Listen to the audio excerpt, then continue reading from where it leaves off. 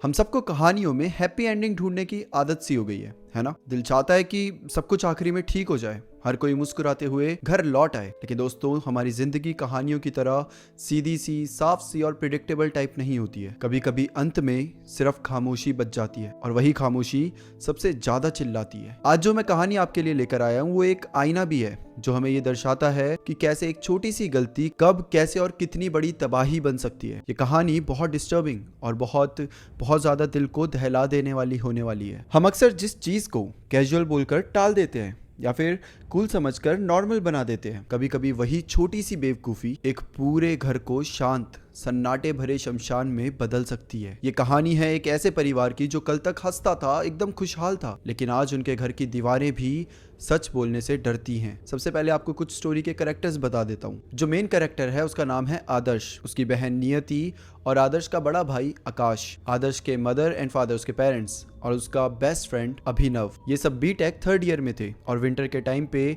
अभिनव की बहन की शादी थी जिसमें आदर्श इनवाइटेड था। अब शादी का दिन आता है और आदर्श निकल पड़ता है शादी अटेंड करने के लिए और यहीं से शुरू होता है आदर्श की लाइफ का सबसे भयानक दिन। तो अब हम डायरेक्ट शादी वाले दिन पहुंचते हैं। शाम के 4 बज रहे होते हैं। आदर्श अपनी गाड़ी से निकलता है। उसकी गाड़ी में उसके 2 और दोस्त होते हैं, मयंक और प्रवीण।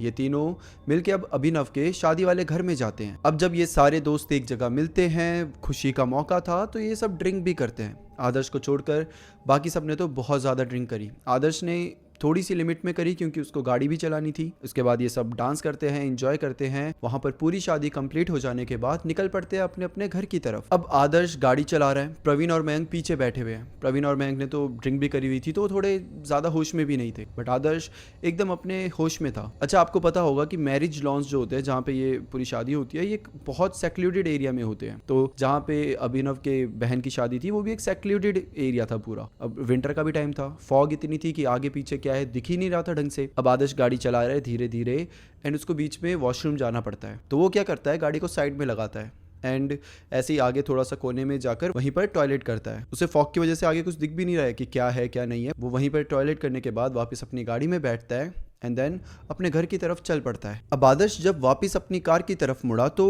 उसे एक बार के लिए लगा कि शायद कोई लेडी उसके कार के पास खड़ी है। वो थोड़ा करीब जाकर देखता है तो कुछ भी नहीं रहता। उसको लगा शायद उसका वहम था। और सिर्फ यही नहीं, पूरे रास्ते जितने बार वो रियर व्यू मिरर में देखता, उसे पीछे सीट पर मयंक के बगल में एक लड़की बैठी दिखती और जब वो मुड़कर पीछे देखता तो सिर्फ मयंक बैठा होता। इवन उसने ये बात अपने दोस्तों को भी बोली तो पीछे जो नशे में थे वो दोनों हंसने लग गए। आदर्श भी काइंड ऑफ इसे मजे में ही लेता है, लेकिन ये चीजें उसके साथ बार बार हो रही थी। जब भी वो अपने आगे वाले शीशे में देखता, रियर व्यू मिरर में, तो उसे पीछे एक लड़की दिखती थी और जब भी वो मुड़कर देखता पीछे कोई भी नहीं होता था। अब जैसे तैसे ड्राइव करके ये घर पहुंचते हैं। इनका घर ज्यादा दूर नहीं था, सिर्फ 2 घंटे का रास्ता था और रात में एरिया पूरा सुनसान था। तो आदर्श भी थोड़े टाइम बाद तेजी से ड्राइव करके सबको घर छोड़ने के बाद आदर्श अपने घर जब आया तो वो कार को लॉक कर रहा था। तभी उसकी नज़र अपने बैक सीट पर पड़ी जहाँ उसको बार बार वो लड़की बैठी हुई दिख रही थी। उस सीट के ऊपर एक घुंघरू पड़ा हुआ था और वो घुंघरू को देखता है तो जैसे पायल में एक छोटे छोटे घुंघरू होते हैं ना, वैसा एक छोटा सा घुंघरू था। आदर्श का 2 मिनट के लिए तो खून ठंडा हो गया कि भाई ये यहाँ क्या कर रहा है। देन उसे लगा शायद उसकी बहन या मम्मी ने कभी पहना होगा या कुछ किया होगा या कभी यूज करा होगा, तो वहीं से ये घुंघरू उसकी गाड़ी में आ गया होगा। वेल, आदर्श ज्यादा सोचता नहीं है, उस घुंघरू को फेंक देता है एंड देन अपने घर में एंटर कर जाता है। अब आदर्श के पास एक एक्स्ट्रा चाबी थी ताकि आधी रात में वो किसी को उठाए ना, चुपचाप अपना गेट खोले और चले जाए। तो वो गेट खोलता है और जैसे वो घर में एंटर करता है ना, उसे 2 मिनट के लिए ऐसा लगता है जैसे उसके बगल से कोई तो बहुत तेजी से ऐसे अंदर गया। आदर्श अपनी आंखों को 2-3 बार ऐसे साफ भी करता है। उसे समझ ही नहीं आ रहा था कि ये क्या हो रहा है, क्योंकि उसने इतना भी ड्रिंक नहीं करा था कि ये सब उसके साथ हो रहा हो। वो अपने डोर को लॉक करता है और सीधा अपने रूम में सोने चला जाता है। सोते वक्त बार बार उसके चेहरे के सामने वही लड़की आ रही थी, वही लड़की, वही आंखें और वही डरावनी सी स्टेयर। वो जिस तरीके से आदर्श को घूर रही थी वो बहुत ज्यादा डरावना था। आदर्श ने जैसे ही अपनी आंखें 2 मिनट के लिए बंद क्या करी, उसके कानों में किसी ने उसका नाम चिल्लाया, वो भी लड़की की आवाज में, आदर्श।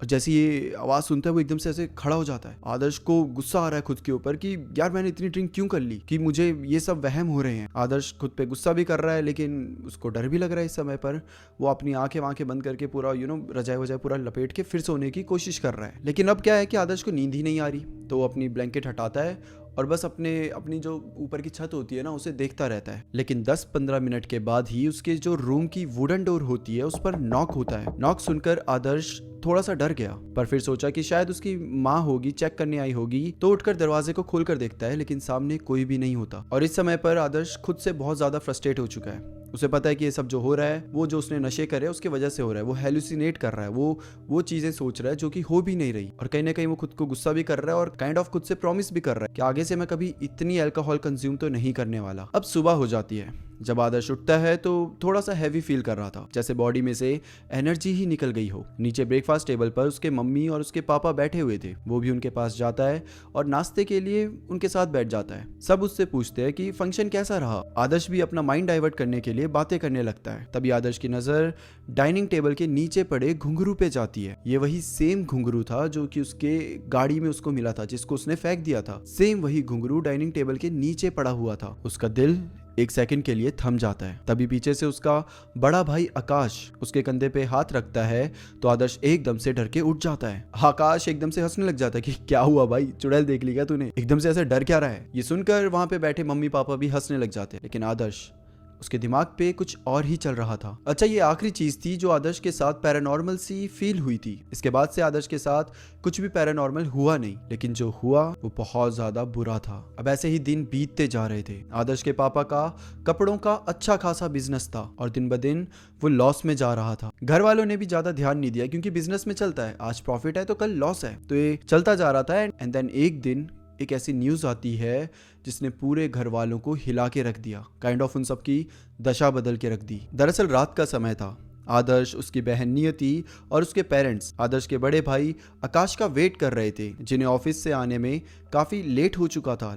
उनकी छुट्टी 5 बजे होती थी, पर अब रात के 10 बज चुके थे और उनका कोई भी अता पता ही नहीं था। घर वाले काफी कॉल वगैरह भी ट्राई कर रहे थे, बट आकाश का फोन ऑफ आ रहा था। आदर्श ने आकाश के कॉलेज फ्रेंड्स और बाकी जो ऑफिस फ्रेंड्स सबको कॉल करके पूछ लिया, लेकिन आकाश का कुछ अता पता नहीं था। तभी 10:30 बजे एक न्यूज आती है, एक खबर जिसने पूरी फैमिली को हिला के रख दिया। दरअसल आकाश का एक बहुत ब्रूटल तरीके से एक्सीडेंट हो चुका था। आकाश एक ट्रक से टकराकर उसके नीचे आ गया था। आकाश को कैसे कैसे करके हॉस्पिटल में ले जाया गया था और उसकी हालत बद से बदतर थी। पूरी फैमिली में मानो तूफान आ गया था। आदर्श की मम्मी और बहन ने रो रो कर बुरा हाल कर दिया था। आदर्श के पापा को मानो सदमा लग गया था। सब एकदम अफरा तफरी में हॉस्पिटल भागते हैं। आकाश के टोटल 6 ऑपरेशन हुए थे। दरअसल आकाश के पैर के ऊपर से ट्रक गुजरा था, तो आकाश के पैर की हड्डियां तो पूरी टूट चुकी थी, लेकिन हिप के ऊपर का पोर्शन ठीक था, जिसकी वजह से डॉक्टर ये भी कह रहे थे कि आगे चलकर आकाश अपने पैरों पे खड़ा हो सकता है, वो चल सकता है। आकाश के दोनों पैरों पर रॉड डलती है एंड देन धीरे धीरे उसकी रिकवरी होना शुरू होती है। आकाश के घर वाले आदर्श, नियति सब ये सोच रहे थे कि एक चमत्कार से कम नहीं है, क्योंकि एक ट्रक आपके ऊपर से गुजर गया और उसके बाद भी आप ठीक ठाक हो, आप मरे नहीं हो, आप थोड़े टाइम में अपने पैरों पे चल भी पाओगे, तो ये किसी चमत्कार से कम नहीं था। ऐसे ही करते करते 3-4 महीने बीत जाते हैं। ये 3-4 महीने कैसे बीते किसी को पता ही नहीं चला। सबका दिन शुरू होता था आकाश के साथ, खत्म होता था आकाश के साथ। वो पूरा दिन, पूरा परिवार आकाश की देखभाल करने में लगा था और ऐसे करते करते 4 महीने बीत जाते हैं। और इसी बीच आकाश की जो मम्मी होती है वो ग्वाइटर से सफर करने लग जाती है। प्रॉब्लम्स का मानो सैलाब आ गया था। एक तरफ बिजनेस में कुछ बचा ही नहीं था और दूसरी तरफ किसी की लाइफ का कुछ पता ही नहीं चल रहा था। किसी के पैर टूटे पड़े थे, किसी को नई बीमारियां हो रही थी, तो कुछ और। इन सब में सिर्फ नियति थी जिसको इन सारी चीजों से हटकर भी कुछ एक्सपीरियंस हो रहा था, कुछ डरावना, कुछ खौफनाक एक्सपीरियंस। अब एक तरफ उसका बड़ा भाई हॉस्पिटल में है, मम्मी की तबीयत खराब हो गई, वो भी हॉस्पिटल के चक्कर काट रही है, पापा बिजनेस को संभालने की पूरी कोशिश कर रहे हैं और आदर्श इन सब के बीच में जूझ रहा है, कभी पापा के पास, कभी मम्मी के पास, कभी बड़े भाई के पास। तो नियति मोस्ट ऑफ द टाइम अपने घर में अकेली रहती थी और इतना टाइम भी नहीं होता था कि वो किसी को अपनी प्रॉब्लम्स बता सके, और जो भी नियति के साथ हो रहा था वो चुपचाप उसे सह रही थी। क्या हो रहा था, क्यों वो सह रही थी, ये सब आगे पता चलेगा। कभी कभी नियति ने आदर्श को बताने की कोशिश करी कि उसके साथ कुछ पैरानॉर्मल हो रहा है, कुछ बहुत अजीब सा हो रहा है। उसको हमेशा लगता है जैसे उसको कोई देख रहा है। आदर्श को लगा नियति ओवरथिंक कर रही है, इतना सब लाइफ में चल रहा है इसलिए परेशान है। वो उसे समझाता है कि एक बार सब कुछ ठीक हो जाएगा तो फिर हम सारे एक लंबी ट्रिप पर जाएंगे रिलैक्स होने के लिए, और यही सब बोलकर वो उसे शांत कर देता था। लेकिन एक दिन जब आदर्श के घर में सब थे, आदर्श, उसकी मम्मी और उसके पापा सब बैठकर यही डिस्कस कर रहे थे कि पिछले 5-6 महीने में कैसे सब कुछ बदल गया। तभी उन्हें एक आवाज आती है उनके ऊपर वाले फ्लोर में किसी के भागने की। और ये सब जब ऊपर जाकर देखते हैं तो जो भाग रहा होता है वो होती है नियति। नियति एक जानवर की तरह अपने हाथ और अपने पैर के बल पर भाग रही थी और अपने बालों को पूरा खुला छोड़ा हुआ था। आदर्श जैसे ही उसे पकड़ने जाता है, नियति आदर्श को धक्का मार देती है और भागते हुए सीधा स्टेयर से नीचे चले जाती है। और अभी भी वो ऐसे ही भागते, मतलब हाथ पैर के बल पे ही भागते हुए जा रही है। अब इन लोगों को समझ ही नहीं आ रहा था कि नियति क्या कर रही है। उन सबको लगा कि शायद नियति इनके साथ मजाक कर रही है, पर नियति नीचे जाकर अपने शरीर को बहुत अजीब तरीके से ट्विस्ट करने लग जाती है, जैसे कि उसके शरीर में कोई हड्डियां ही ना हो, लेकिन हड्डियां तो थी। और वो हड्डियां टूटने की आवाज इन सबको सुनाई दे रही थी। वो बहुत क्रीपी सी स्माइल दे रही थी और कभी कभी बीच में रो भी रही थी। उसकी ये हालत देखकर आदर्श की मम्मी समझ जाती है। वो बोल देती है कि ये नॉर्मल नहीं है, ये कुछ तो बहुत बुरा हो रहा है। लेकिन आदर्श और उसके पापा इन बातों पे नहीं मानते। उल्टा आदर्श तो अपनी माँ को थोड़ा सा डांट भी देता है कि क्या बातें कर रही हो, हमारे घर में इतना सब उल्टा सीधा चल रहा है। और ये सब देखने के बाद नियति थोड़ा मेंटली अनस्टेबल हो गई है। और यहाँ मैं एक बात बता दूं कि आदर्श ने खुद कहा है कि उस समय पर उसको खुद भी लग रहा था कि समथिंग इज नॉट नॉर्मल, ये जो भी हो रहा है ये बहुत अजीब है। लेकिन वो खुद को और काइंड ऑफ अपनी मम्मी को कन्विंस करने की कोशिश कर रहा था कि नहीं नहीं, ये ऐसा नहीं हो सकता, ये काइंड ऑफ मेंटली अनस्टेबल है, ये कोई बीमारी हो गई है, समथिंग लाइक दैट। मतलब आदर्श का सबकॉन्शियस माइंड उसे ये बात बता रहा है कि नहीं भाई, ये कुछ भूत प्रेत पैरानॉर्मल चीजें हैं। लेकिन फिर भी आदर्श खुद को कन्विंस कर रहा है कि नहीं नहीं, ऐसा नहीं हो सकता। आदर्श की मम्मी इसके बाद आदर्श से कहती है कि वो मंदिर जाकर उनके लिए गंगा जल लेकर आए। पहले तो आदर्श नहीं मानता, पर बाद में जाकर लेकर आता है। और जैसे ही नियति के ऊपर गंगा जल छिड़का जाता है, नियति जमीन पे एकदम से गिर जाती है और ऐसे ही छटपटाती है जैसे उसकी बॉडी जल रही हो। वो एकदम से जोर जोर से चिल्लाने लग जाती है। तभी उनके पड़ोस में रहने वाले आदर्श के पापा के जो फ्रेंड होते हैं वो भागकर इनके घर में आते हैं। और जब वो घर में आते हैं, नियति जो छटपटा रही थी, जो चिल्ला रही थी, उसकी हालत देखकर वो भी एकदम से घबरा जाते हैं। अभी तक नियति रो रही थी। जैसे ही वो अंकल गेट से अंदर आते हैं, नियति उन्हें ऐसे देखती है और बड़े अजीब तरीके से आंखें रोल करके हंसने लग जाती है। वो नियति को देख रहे हैं, धीरे धीरे आदर्श के पास आते हैं। वो आदर्श के पापा, आदर्श की मम्मी एक साथ ही खड़े थे, तो उनके पास आकर बोलते कि क्या हुआ। और तभी नियति वापस ऐसे क्रॉल करते हुए भागते हुए आती है और अंकल के सामने खड़े होकर बोलती है कि मैं बताऊं क्या हुआ। और ये देखते ही वो जो अंकल होते हैं वो एकदम से पीछे चले जाते हैं। ये सब देखते ही जो अंकल होते हैं वो बोलते हैं कि ये सारी बातें आप इग्नोर मत करो, इसको तुरंत किसी पंडित के पास लेकर जाओ। आदर्श नियति को ले जाने के लिए रेडी हो जाता है। वो सोचता है कि मैं उसे अकेले ले जाऊंगा, पर जैसे वो नियति का हाथ पकड़ता है, आदर्श से नियति हिलती तक नहीं। आदर्श 6 फीट का हट्टा कट्टा इंसान था और नियति वहीं पर थोड़ी सी दुबली पतली सी थी। लेकिन आदर्श जब उसे पकड़ के पूरी जान से खींच रहा है, तब भी नियति हिल ही नहीं रही। नियति बस चुपचाप खड़ी होकर आदर्श को घूरे जा रही है और अजीब सी स्माइल दे रही है। और ये देखकर आदर्श को थोड़ा थोड़ा डर लगने लगता है। तभी एकदम से नियति हाथ छुड़ाकर भागकर आदर्श के रूम में जाती है। जब सब भागकर नियति के पीछे जाते हैं और आदर्श के रूम में एंटर करने ही वाले होते हैं, तो देखते हैं नियति को पता नहीं कहां से उसके हाथ में एक बियर की बोतल थी और वो बेड के ऊपर ऐसे पालती मारकर बैठी हुई है और मस्त आराम से वो बियर की बोतल पी रही है। अब आदर्श गुस्से में नियति को पकड़ने जाता है कि तू क्या कर रही है सब। और वो जैसे ही जाता है, नियति जो बियर पी रही थी वो एकदम से आदर्श के ऊपर पूरा थूक देती है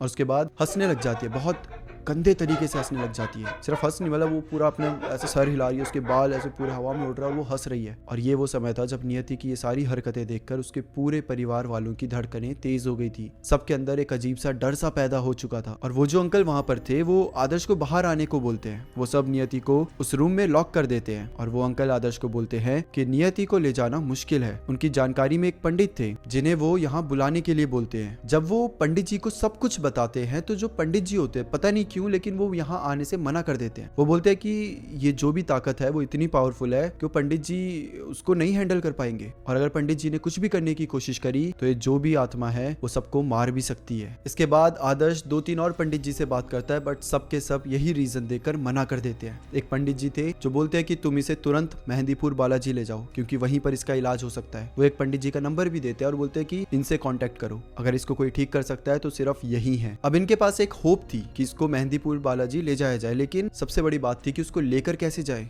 वो तो आदर्श से हिल भी नहीं रही थी, वो इतनी ताकतवर थी। वापस से पंडित जी को कॉल करा जाता है, पंडित जी हम लेके कैसे जाएं उसको। पंडित जी बोलते हैं कि मैं एक कलावा बना कर देता हूँ, तुम इसे नियति के हाथ में पहनाओगे तो वो कंट्रोल में तो नहीं आएगी बट कुछ देर के लिए शांत हो जाएगी। आदर्श जाता है, वो कलावा लेकर आता है और कैसे कैसे कर कर नियति के हाथ में वो कलावा बांधा जाता है, जिसके बाद नियति होश में तो थी लेकिन वो बिल्कुल नॉर्मल थी, जैसे कि मानो उसके अंदर कुछ भी नहीं है, वो एकदम नॉर्मल लड़की है। अब आदर्श, उसके पेरेंट्स सब तैयार हो जाते हैं मंदिर जाने के लिए और वहाँ जो आकाश हॉस्पिटल में था उसकी देखभाल करते हैं इनके नेबर, वही नेबर जो यहाँ पर आए भी थे, तो उनकी फैमिली भी दोस्ती थी इनकी, तो वो बोलते हैं कि तुम आकाश की चिंता मत करो, उसकी सारी देखभाल हम करेंगे। अब ये लोग नियति को गाड़ी में बिठाकर निकल पड़ते हैं बालाजी मंदिर के लिए। अच्छा, मैं आपको बता दूं कि आगरा में रहने वाले हैं, तो इनके घर से करीबन 5-6 घंटे लगते हैं मेहंदीपुर बालाजी पहुंचने के लिए। शुरुआत में सब कुछ सही था, नियति शांत थी, बट जैसे ही सब राजस्थान के दौसा में एंटर करते हैं आदर्श को और सबको एक अजीब सी स्मेल आने लग जाती है और ये स्मेल थोड़ी टॉयलेट जैसी थी। ऐसा लग रहा था जैसे किसी ने इनकी गाड़ी में टॉयलेट करा है और बिल्कुल बहुत गंदी सी बदबू आ रही थी। किसी को समझ नहीं आ रहा था कि ये आ कहाँ से रही है, क्या गाड़ी आप एक, कभी कभी होता है कुछ ऐसी जगह होती है जहाँ पे लोग नॉर्मली जाकर पेशाब कर देते हैं, तो वहाँ से ऐसी गंदी सी बदबू आती है, तो इन्हें लगता है शायद ये वो जगह होगी, तो सब अपनी खिड़कियाँ भी बंद कर देते हैं। लेकिन ये जो बदबू थी ये जा ही नहीं रही थी, गाड़ी भी बहुत आगे आ गई थी, वो जगह इन्हें लग रहा था कि अगर ये ऐसी जगह है तो हम आगे चलकर ये चले जाएगी बदबू, लेकिन वो गाड़ी में जा ही नहीं रही थी, वो ऐसा लग रहा था वो गाड़ी से ही आ रही है। एंड देन फाइनली जब वो गाड़ी में चेक करते हैं तो देखते हैं कि नियति ने गाड़ी के अंदर सीट में ही टॉयलेट कर दी होती है। वेल, वो सब कुछ बोलते उससे पहले ही नियति एकदम से ऐसे आंखें पलटती है और आदर्श पे अपने नाखूनों से हमला करने लगती है, उसके गले को नोचने लग जाती है। उन्हें समझ नहीं आ रहा था कि वो क्या करे। आदर्श अपनी गाड़ी की स्पीड स्लो करता है, ये सब नियति को रोकने की कोशिश करते हैं। अभी भी डिस्टेंस 50 किलोमीटर का बचा हुआ था और नियति वापस से पहली जैसी हो रही थी। सब कार से उतर जाते हैं, नियति को लॉक कर देते हैं गाड़ी के अंदर ही और वापस से उन्हीं पंडित को कॉल करते हैं और सारी बातें बताते हैं। पंडित जी को भी समझ नहीं आ रहा था कि वो इतनी दूर से अब क्या करे। अब आदर्श और उसके पेरेंट्स क्या करते हैं, नियति के हाथ पैर को बांध देते हैं। नियति अभी भी ऐसा लग रहा था जैसे वो पूरी तरीके से वो शैतानी रूप में नहीं आई थी, अभी भी कभी वो नॉर्मल ही थी, कभी कभी वो बीच में ऐसे अजीब हरकतें करने लग जाती, तो इतना मुश्किल नहीं हुआ उसको बांधना। उसके हाथ पैर बांध देते हैं, नियति चिल्लाती रहती है, रोती रहती है और आदर्श फुल स्पीड से अपनी गाड़ी को भगाता है और कैसे कैसे करके फाइनली मेहंदीपुर बालाजी पहुंच जाता है। अब नियति जैसे ही वहां पर पहुंचती है वो एकदम शांत सी हो जाती है, जैसे कि मानो कुछ हुआ ही ना हो। सबको लग रहा था इतने पॉजिटिव जगह का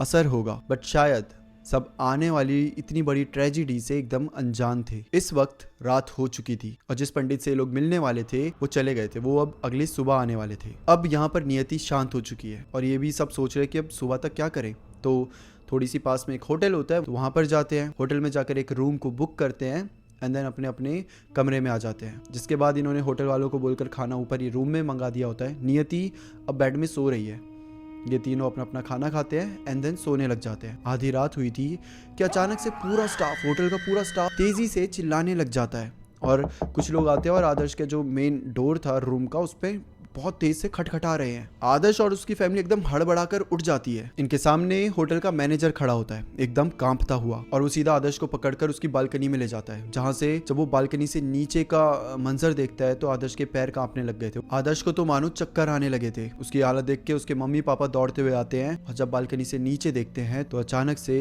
हर कोई रोना स्टार्ट कर देता है। वेल, आप सबने भी कहीं ना कहीं आइडिया लगा ही लिया होगा। आदर्श की बहन नियति नीचे जमीन पे पड़ी हुई थी। दरअसल वो उस बालकनी से कूद गई थी। आधी रात को नियति ने कूदकर अपनी जान ले ली। आदर्श तो मानो अपने सेंस में ही नहीं था, उसको मैनेजर ने पकड़ा हुआ था। उसके सामने उसकी बहन इस हालत में थी। उन सबको पता था कि नियति के साथ बुरा हो रहा है, लेकिन इतना बुरा हो जाएगा इसका किसी को आइडिया नहीं था। किसी ने अपने सपने में भी नहीं सोचा होगा कि जिसको यहाँ पर ठीक करने के लिए इतनी दूर लेकर आए हैं वहीं पर उसकी मौत हो जाएगी। सारी रात आदर्श की फैमिली रोती रही। वो होटल वाले काफी कोऑपरेटिव थे, उन्होंने सारी रात उस फैमिली का साथ दिया। आदर्श अब सुबह होते ही अपनी बहन को लेकर वापस घर जाने वाला था, बिना किसी से मिले, बिना कुछ करे। उसके हाथ में उसकी बहन की बॉडी थी, लेकिन मैनेजर आदर्श को समझाता है कि देखो, तुम इतनी दूर आए हो, तुम्हारी जिंदगी बहुत लंबी है, तुम्हारे पेरेंट्स, तुम्हारे भाई, सबकी जिंदगी बहुत लंबी है। एक बार पंडित जी से मिल लो, क्योंकि जो भी चीज है जो इतनी पावरफुल है, हो सकता है कि ये अब तुम्हारी फैमिली पर भी अटैक करे। हो सकता है कि नियति के बाद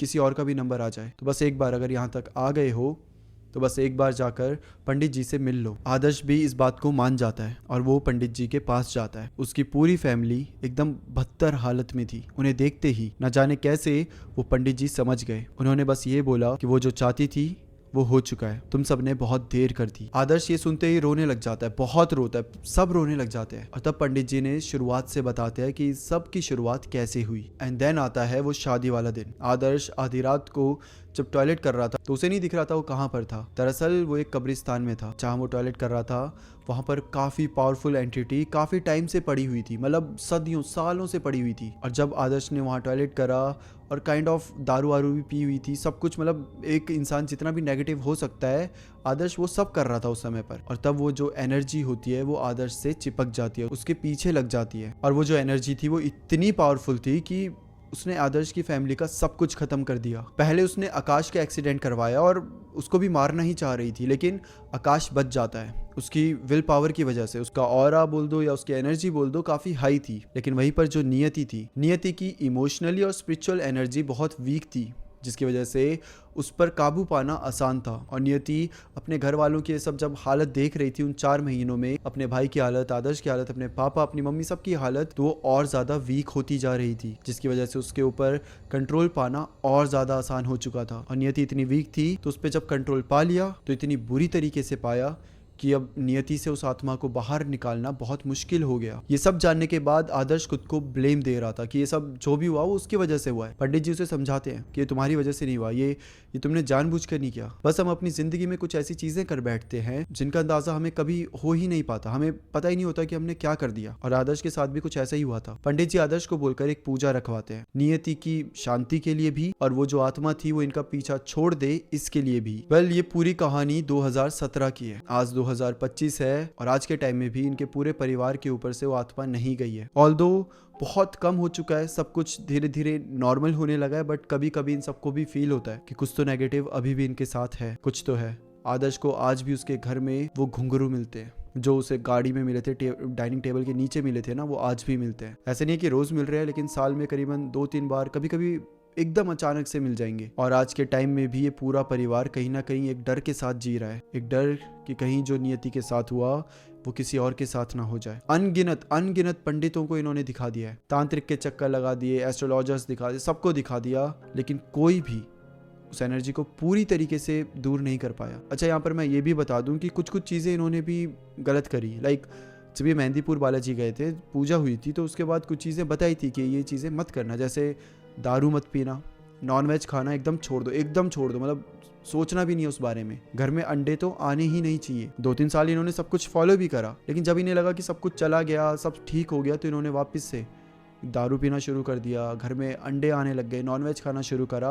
एंड देन उसके बाद से वापस से इन्हें ये सब चीजें फील होने लगी और अब इसी के साथ ये लोग जी रहे हैं। अब ये पंडित जी से वापस से बात करते हैं कि पंडित जी एक बार फिर से पूजा रख लेते हैं या कुछ। तो पंडित जी भी इन्हें बोलते हैं कि बार बार पूजा करने से कुछ नहीं होगा। जब तक तुम लोग खुद पे कंट्रोल नहीं करोगे, जब जो मैंने चीजें नहीं बोली है करने को तुम वही करते रहोगे, तो मैं भी कुछ नहीं करूंगा। मैं आज पूजा कर लूंगा, कल को तुम वापस से सेम चीज करोगे तो फिर वो एनर्जी वापस से आ जाएगी। तो बेटर है कि तुम सब खुद पे कंट्रोल रखो। तो दोस्तों, ये थी आदर्श की कहानी, ये थी नियति की कहानी। और इस कहानी से हमें सिर्फ एक ही चीज़ सीखने को मिलती है कि हर चीज़ को इग्नोर नहीं करना चाहिए, हर चीज़ को कैजुअल तरीके से नहीं लेना चाहिए। कभी कभी कुछ चीज़ें इतनी पावरफुल और इतनी हार्मफुल हो जाती है कि आपने कभी सोचा भी नहीं होगा। So that's it for today.